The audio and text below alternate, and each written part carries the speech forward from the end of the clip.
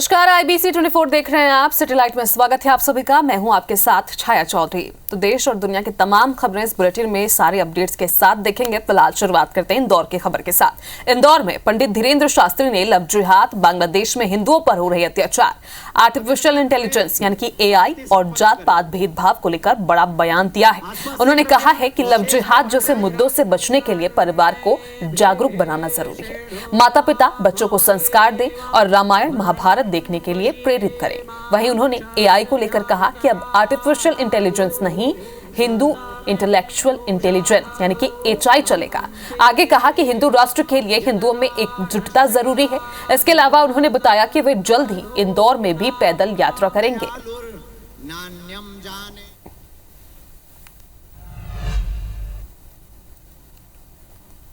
हिंदुत्व का मतलब ये नहीं है कि हम देश के खिलाफ हैं। जितने भी मुसलमान और ईसाई हमारे वीडियो को देखें, बहुत कान खोलकर सुन लें, हम तुम्हारे भी साथ हैं। हमें तुमको भगाना नहीं है, बस बात इतनी है, कायदे में रहोगे तो फायदे में रहोगे। AI के बाद एक नई लॉन्चिंग की जरूरत है, HI।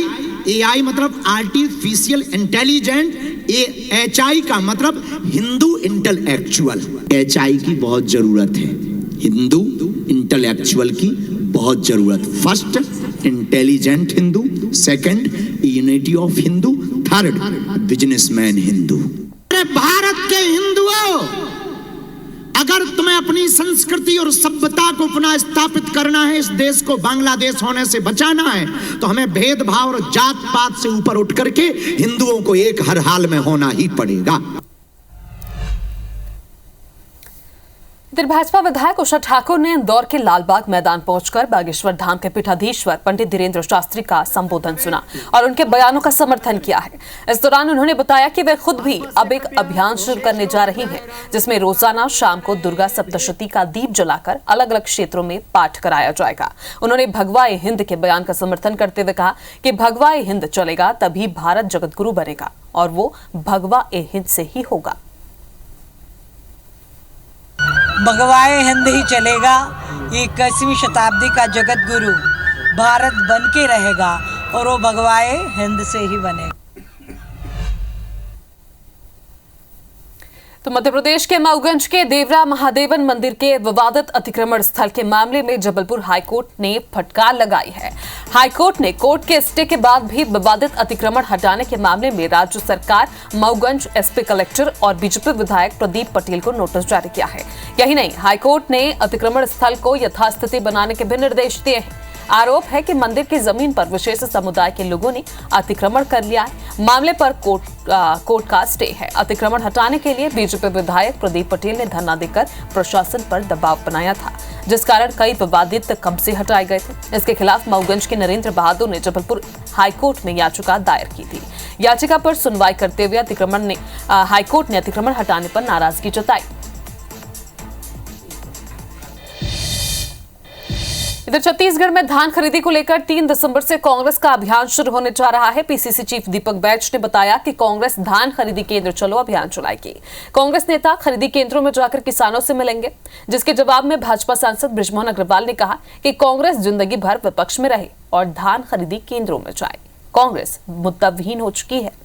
3 तारीख से कांग्रेस पार्टी ने निर्णय लिया है कि सोसाइटी ये धान खरीदी केंद्र चलो अभियान कांग्रेस शुरुआत करेगी और तमाम बड़े नेताओं से चर्चा कर उनको भी जवाबदारी दी जाएगी और हम धान खरीदी केंद्र जाएंगे और वहाँ की अवस्थाएं देखेंगे। ऐसा है, कांग्रेस के पास अब कोई काम बचा नहीं है। बीजेपी जो भी अच्छा काम कर रही है उसके ऊपर में आरोप लगाना ही उनका काम बचा है। अब जनता ने उनको बेरोजगार बना दिया है, तो ये रोजगार वो अपने आप प्राप्त कर रहे हैं, क्योंकि जनता तो रोजगार उनको दे नहीं रही है। वो पूरे जीवन भर जाते रहे। तो इधर छत्तीसगढ़ बीजेपी कोर ग्रुप की बैठक खत्म हो गई है। इस बैठक के बाद विधायक और सांसदों की बैठक हुई। इसमें पंचायत और निकाय चुनाव एक साथ कराने पर मंथन किया गया। कोर ग्रुप के सभी सदस्यों ने नगरीय निकाय और त्रिस्तरीय पंचायत चुनाव को एक साथ कराने पर सहमति जताई। 13 दिसंबर को विष्णुदेव सरकार के 1 साल पूरे हो रहे हैं। साल भर की उपलब्धि को सरकार जनता तक पहुंचाएगी। इसके लिए 13 से 25 दिसंबर तक बीजेपी विजय पर्व भी मनाएगी। हमारे प्रधानमंत्री जी ने आह्वान किया है 1 नेशन 1 इलेक्शन, तो हम लोग भी प्रयास कर रहे हैं कि नगरीय निकाय और त्रिस्तरीय पंचायती राज का चुनाव एक साथ हो जाए।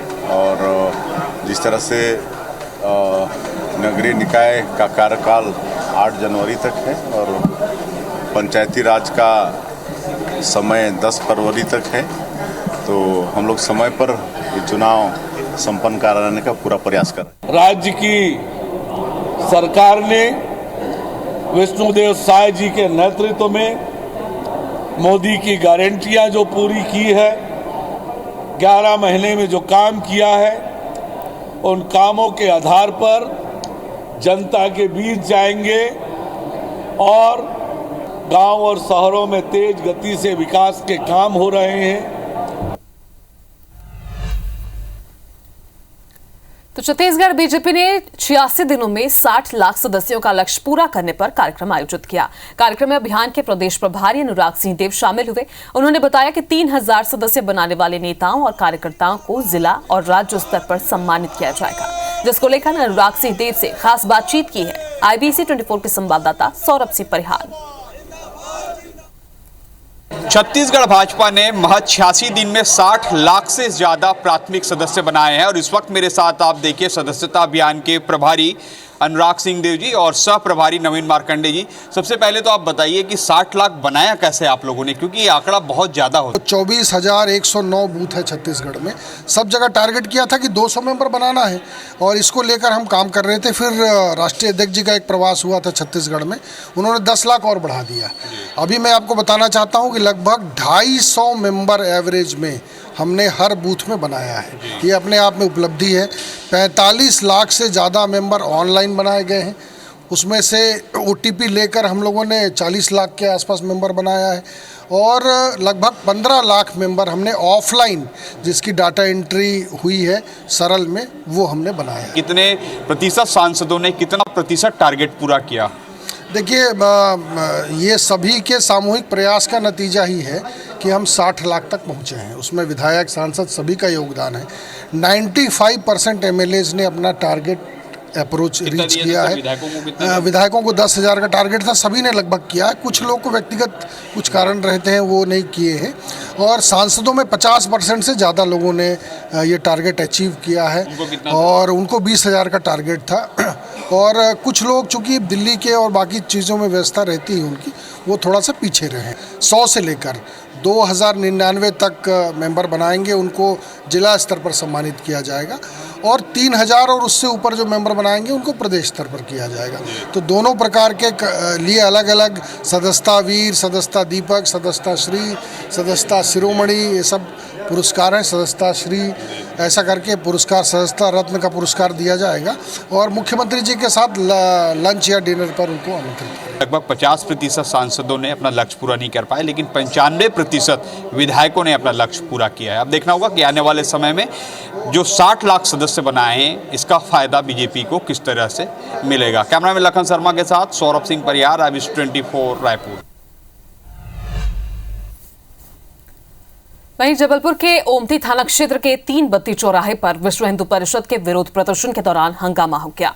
यहां प्रदर्शनकारियों की भीड़ में शामिल एक युवक ने हिंदू धर्म के खिलाफ कुछ अपशब्द कह दिया। इसी कारण कार्यकर्ता भड़क गए। कार्यकर्ताओं ने न सिर्फ युवक के साथ मारपीट की है, बल्कि बीच बचाव की कोशिश कर रहे पुलिस अधिकारियों से भी हाथापाई कर दी। पुलिस ने जैसे तैसे युवक को हिरासत में लेकर मामला शांत किया। इसके बाद विश्व हिंदू परिषद ने प्रशासन को राष्ट्रपति के नाम ज्ञापन दिया और हिंदू धर्मगुरु चिन्मयानंद की रिहाई की मांग की है। बता दें कि बांग्लादेश में हिंदू धर्माचार्य चिन्मयानंद की गिरफ्तारी के विरोध में विश्व हिंदू परिषद पूरे भारत में विरोध प्रदर्शन कर रहा है।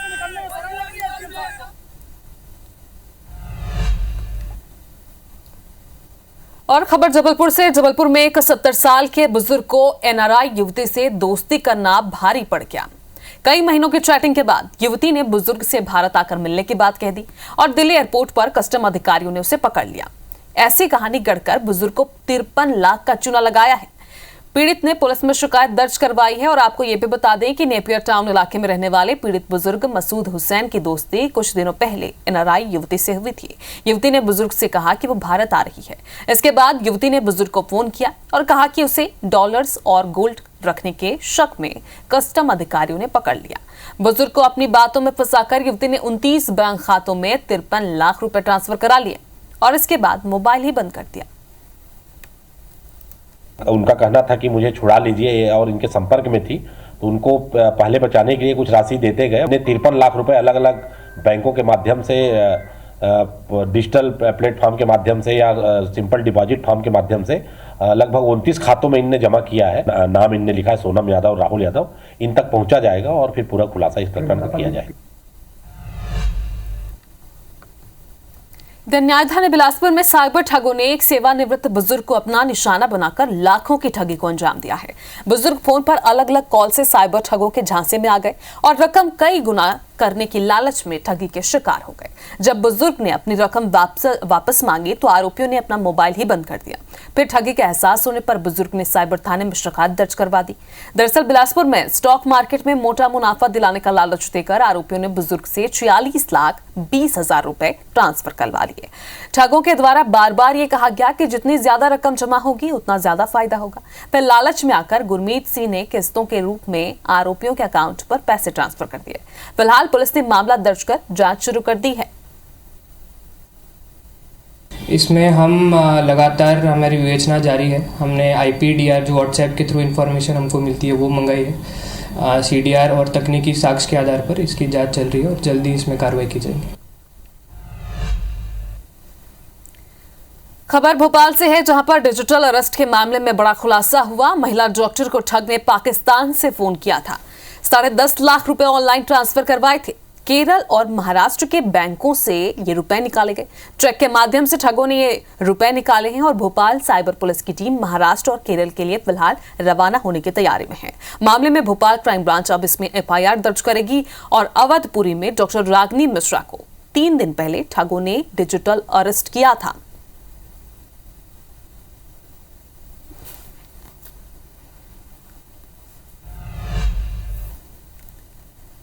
जबलपुर के शहपुरा में CM राइज स्कूल के प्रिंसिपल अपनी सूझबूझ के कारण साइबर फ्रॉड का शिकार होने से बच गए। उन्होंने शहपुरा थाने के पुलिस को जानकारी दी। पुलिस ने भी उनकी जागरूकता की तारीफ की है। आपको बता दें कि प्रिंसिपल बाल पांडे को पाकिस्तान के एक नंबर से व्हाट्सएप कॉल आया था। नकली पुलिस अधिकारी की DP लगाकर बदमाश ने कहा कि आपका बेटा रेप केस में आरोपी पाया गया है। यदि अपने बेटे को जेल जाने से बचाना चाहते हैं तो बताए गए नंबर पर पैसे ट्रांसफर कर दें। कॉल के दौरान प्रिंसिपल को डिजिटल अरेस्ट का शक हुआ। उन्होंने दूसरे फोन से अपनी पत्नी से बेटे को कॉल लगवाया और कॉल करने पर बेटे के सकुशल होने की जानकारी मिली। इसके बाद उन्होंने व्हाट्सएप कॉल काट दिया। रेप केस में अरेस्ट हो चुका है और अभी हमारे अंडर में है, तो बोले पेपर में देना है। पत्रकार आ चुके हैं, पेपर में देना है कि जेल हो जाएगी, तो उसके बाद में फांसी भी हो जाती है। तो बच्चे को फ़ोन लगाया तो बच्चे ने उठाया, तो मैंने बेटा ये ऐसा फ़ोन आया है, तो ऐसा बोले पापा ये तो बहुत फ्रॉड चल रहा है, आप उसके झांसे में मत आओ। जब इनकी पत्नी ने बताया कि इनके बच्चे से बात हो गई है तो फिर ये पूरी तरह समझ गए कि ये जो व्यक्ति इनको फोन कर रहा है, जो पाकिस्तान के नंबर से पुलिस अधिकारी बनकर इनको भय दिखा रहा है, वो एक ठग है। और इनने पूरी तरह उनकी बातों को नकार दिया और इस तरह एक बड़े धोखाधड़ी से बाल पांडे जी बच गए। तो लगातार किस तरह से ठगी हो रही है खबरें देखिए। एक और खबर है इसी तरह की ग्वालियर से। ग्वालियर में SBI बैंक में FD करने के नाम पर कियोस्क संचालक और उसकी पत्नी ने 17 निवेशकों के साथ 25 लाख रुपए की ठगी की है। FD का समय पूरा होने पर दंपति अपनी दुकान और सामान बेचकर भाग गए। निवेशकों की शिकायत पर पुलिस ने पति पत्नी पर ठगी का केस दर्ज किया है। ठग दंपति के नाम नीलेश गांगिल और अर्चना बताए जा रहे हैं। सिरोल फूटी बारक में रहने वाली राखी चौखोटिया ने बताया कि उनके माता पिता ने 7 साल पहले नीलेश के कियोस्क सेंटर में खाता खुलवाया और 3 लाख रुपए की FD की थी, लेकिन रसीद नहीं दी। इसके अलावा 16 से 17 और लोगों से दंपति ने निवेश कराया। और आपको बता दें कि दंपति ने सिरोल थाना क्षेत्र के हरावली में SBI का कियोस्क सेंटर खोला था। उन्होंने धीरे धीरे लोगों को भरोसे में लिया और लोगों को बैंक की बचत स्कीम बताकर रुपए जमा कर ठग लिया। SBI कियोस्क सेंटर संचालित करते थे एक दंपति दोनों, और दोनों पति पत्नी यहाँ से अपना सामान बेचकर गोल हो गए। उनकी रिपोर्ट पर से जो है अपराध 420 व अन्य धाराओं का अपराध पंजीबद्ध कर विवेचना की जा रही है। दोनों दंपतियों को जल्दी से जल्दी गिरफ्तार कर जो लोगों के साथ उनके द्वारा धोखाधड़ी की गई है वो राशि बरामद की जाए। खबर ग्वालियर से। गोला का मंदिर थाना क्षेत्र के आदर्श नगर इलाके में रहने वाले अर्जुन गुर्जर और उसके साथियों ने लाइसेंसी और अवैध हथियारों के साथ अपनी फोटो और वीडियो सोशल मीडिया पर अपलोड कर दहशत फैलाई थी। इतना ही नहीं, आरोपी अर्जुन ने लाइसेंसी 315 बोर की राइफल से अपने पिता के सामने ही हर्ष फायरिंग भी की। उसने हर्ष फायरिंग की वीडियो भी सोशल मीडिया प्लेटफॉर्म पर पोस्ट कर वायरल कर दिया। बताया जाता है कि आरोपी अर्जुन अपने मोहल्ले का दबंग है और अवैध हथियारों के दम पर मोहल्ले में रंगदारी भी दिखाता है। उसने गुरुवार को अपने पड़ोस में रहने वाली मुन्नी नाम की महिला से मारपीट की थी और जिले में हर्ष फायरिंग पूरी तरह से प्रतिबंधित है, ये भी आपको जानकारी में होगा। इसके अलावा सोशल मीडिया पर हथियारों के प्रदर्शन पर भी रोक लगी हुई है। इसके बावजूद लोग कानून का खुलेआम उल्लंघन कर रहे हैं। कुछ लोगों ने जो है घर के बाहर थूकने की बात पर से विवाद हुआ था, उनके द्वारा रिपोर्ट दर्ज कराई गई थी अर्जुन गुर्जर, तिलक गुर्जर अन्य लोगों के विरुद्ध। और अर्जुन गुर्जर के विरुद्ध कुछ वीडियो संज्ञान में आए हैं हथियारों के साथ। तो इस संबंध में थाना प्रभारी को निर्देशित किया गया कि उसमें जांच कर वैधानिक कार्रवाई करें। ग्वालियर में प्रदेश के नवीन एवं नवनीकरणीय मंत्री राकेश शुक्ला के सरकारी बंगले के गार्ड रूम में शॉर्ट सर्किट से आग लग गई। देखते ही देखते आग पूरे कमरे में फैल गई। सूचना मिलने पर फायर ब्रिगेड की टीम मौके पर पहुंची और आग पर काबू पाया। इस दौरान मंत्री शुक्ला अपने बंगले पर मौजूद नहीं थे, लेकिन उनके परिवार के लोग बंगले में थे। आग लगने से कोई जनहानि तो नहीं हुई है, लेकिन महत्वपूर्ण दस्तावेज जल गए। बता दें कि थाटीपुर में मंत्री के बंगले के गार्ड रूम में शॉर्ट सर्किट से आग लग गई। बताया जा रहा है कि गार्ड रूम में लाखों का सामान था। आग के कारण एक बेड और कई महत्वपूर्ण दस्तावेज जल गए। जल चुके दस्तावेजों की सूची तैयार की जा रही है। आग हमारे स्टाफ रूम में लगी और स्टाफ रूम आग शॉर्ट सर्किट से ही लगी है। और जो कुछ भी सामान था यहाँ पे बेड थे, चार बेड थे इधर। हाँ, पूरा परिवार रहता है, पूरा परिवार है, गार्ड है, सब कुछ था। लेकिन वो क्या है कि जो गार्ड रूम है तो उसमें कोई क्या नाम उधर अंदर था नहीं, तो अंदर से ही आग लगना शुरू हो गई। शाम का टाइम था, उसी समय लाइट चली गई। तो जब से टी राजा मध्य प्रदेश पहुंचे हैं, उनका कोई ना कोई बयान सुर्खियों में बना रहता है। अब उज्जैन में दिए गए उनके एक बयान ने ऐसी चिंगारी लगाई है कि धर्माचार्यों तक इसकी आग पहुंच गई है और दुकानों को भी धर्म के चश्मे से देखा जाने लगा है।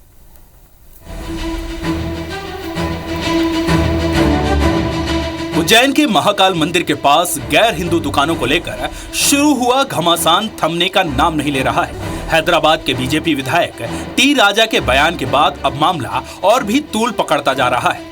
इतना प्राचीन मंदिर है और मंदिर के लगभग 50 किलोमीटर दूर तक भी कोई मुसलमान की होटल नहीं रहनी चाहिए।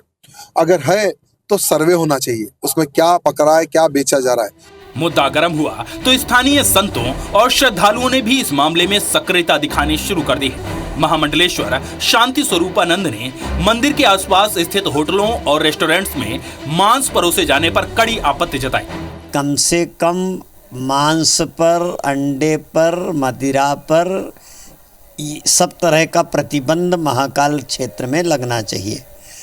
उज्जैन को पवित्र तीर्थ नगरी घोषित करना चाहिए, जिससे ये सब चीजें प्रतिबंधित हों। तो वहीं मध्य प्रदेश ही नहीं, दूसरे राज्यों से आने वाले दर्शनार्थियों ने भी नाराजगी जाहिर की। रास्ता इतना दोनों टाइम है, ये मांस मदिरा के ये लटके हुए रहते हैं, मांस मदिरा इच्छा ही नहीं होती। तो ठीक है, हमारी आस्था है कि प्रभु के दर्शन करने के लिए आ जाते हैं गुरुजी के, बाकी उस पर बिल्कुल प्रतिबंध लगना चाहिए। बाबा भोलेनाथ को तो ये चीज़ें बहुत ही, उनसे तो बहुत ही दूर होनी चाहिए। तो ये चीज़ें तो बिल्कुल आसपास में होनी नहीं चाहिए।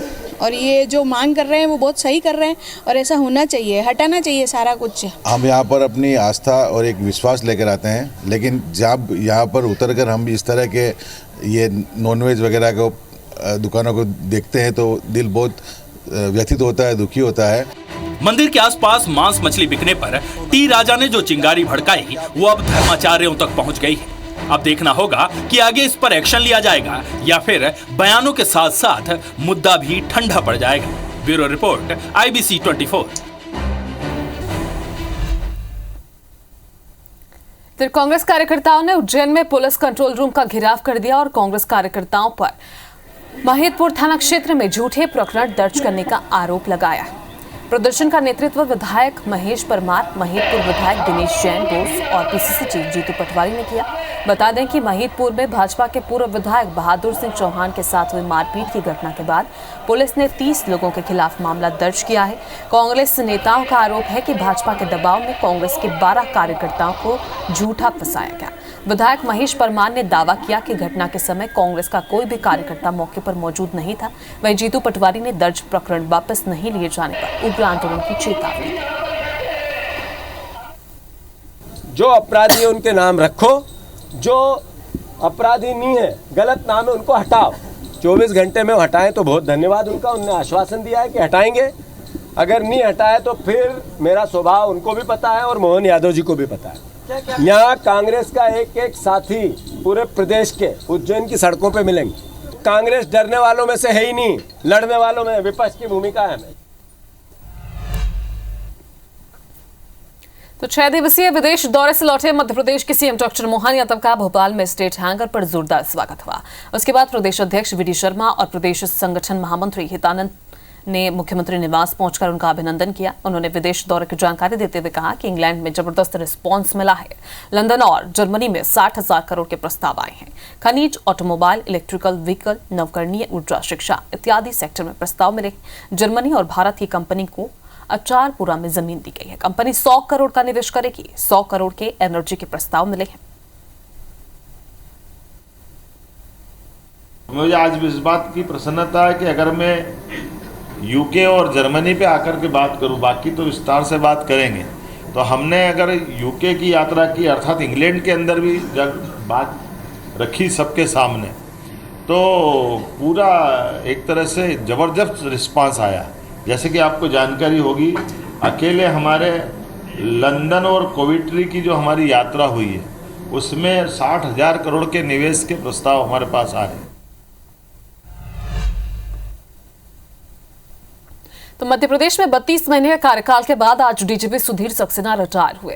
इस अवसर पर राजधानी भोपाल के मोतीलाल नेहरू स्टेडियम में भव्य विदाई समारोह का आयोजन हुआ।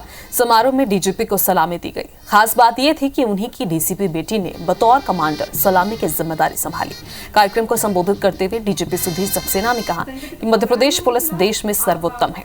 बता दें कि सुधीर सक्सेना 1987 बैच के भारतीय पुलिस सेवा IPS अधिकारी।